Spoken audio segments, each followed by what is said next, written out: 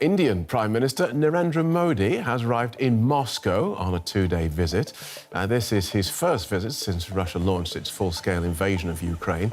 India hasn't publicly condemned Moscow's actions, but has called for a diplomatic solution. Prime Minister Modi is in Moscow for his first bilateral visit of his third term, and Russia is making grand preparations to welcome him. He received a red carpet welcome and was greeted by Dennis Manov, the first deputy prime minister of Russia, who also received Xi Jinping last year during the Chinese president's state visit to Russia. This gesture from Moscow signals that India is being given the same importance as China. Shortly, the Indian leader will meet Russian President Vladimir Putin over dinner.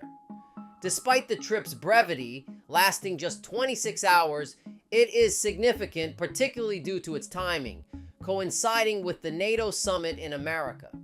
As Modi and Putin engage in bilateral talks, NATO leaders will be meeting in Washington, D.C., a point the Kremlin has been quick to highlight, suggesting the West is jealous of Modi's visit. Whether or not jealousy is at play, the West will certainly be observing. NATO's efforts to isolate Russia have not deterred the country from maintaining close ties with India, the world's largest democracy, whose GDP is growing faster than those of Western powers. Furthermore, Russia remains resilient in the conflict in Ukraine despite extensive military support provided to Kyiv by the West. Modi's visit to Moscow sends a strong message. Before departing from New Delhi, he referred to Putin as a friend and issued a statement highlighting their close relationship. I look forward to reviewing all aspects of bilateral cooperation with my friend President Vladimir Putin and sharing perspectives on various regional and global issues. Moscow has gone all out to welcome Prime Minister Modi. He met with President Vladimir Putin over dinner, which the Russian president hosted at his dacha instead of the Kremlin.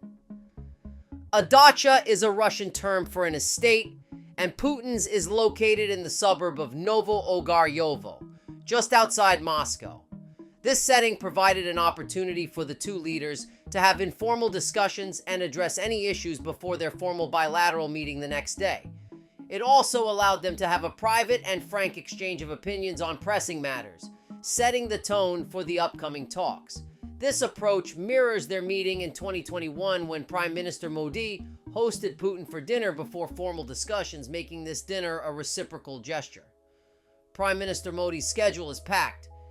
He will attend a reception and meet with members of the Indian community in Russia, followed by a visit to the Tomb of the Unknown Soldier, a war memorial dedicated to Soviet soldiers who died during World War II. From here, Prime Minister Modi will head to an exhibition organized by Rosatom, Russia's civilian nuclear power conglomerate. Putin is expected to join him there. Following this, they will have bilateral talks at the Kremlin, marking the final engagement of the day.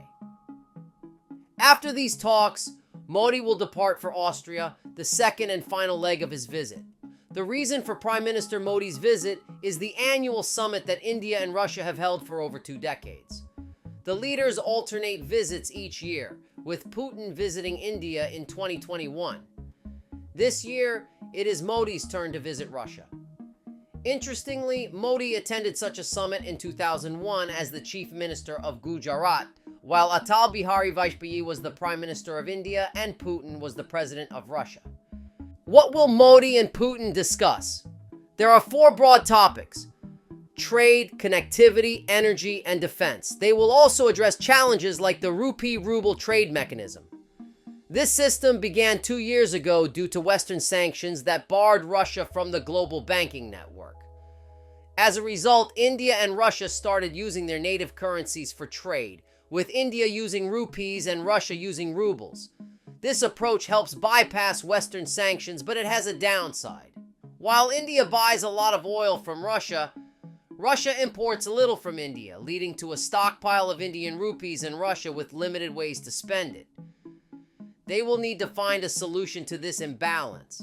The two sides are expected to expand their energy relationship through long-term contracts, where India commits to buying more oil and gas from Russia at competitive prices.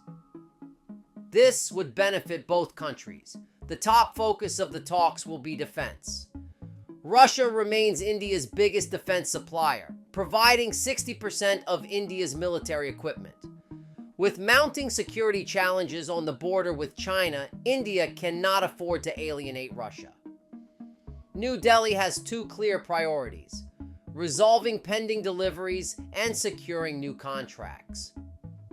Some Russian deliveries, such as the S-400 missile defense system, are delayed, and India wants to expedite them. Additionally, with China getting closer to Russia, there is a concern about how this might impact India's defense relationship with Russia. New Delhi aims to ensure it doesn't. They are also considering a defense pact, specifically a defense logistics agreement that Moscow cleared last month. This agreement, potentially to be signed tomorrow, could enhance interoperability between the Indian and Russian militaries. While details are not yet available, reports suggest this pact will significantly improve military cooperation. There is also a minor issue that both sides are expected to address: the recruitment of Indian citizens by the Russian military. Around 40 Indians are believed to still be in Russia, and New Delhi is seeking their prompt release. Now, if you like this video, check out this next video right here.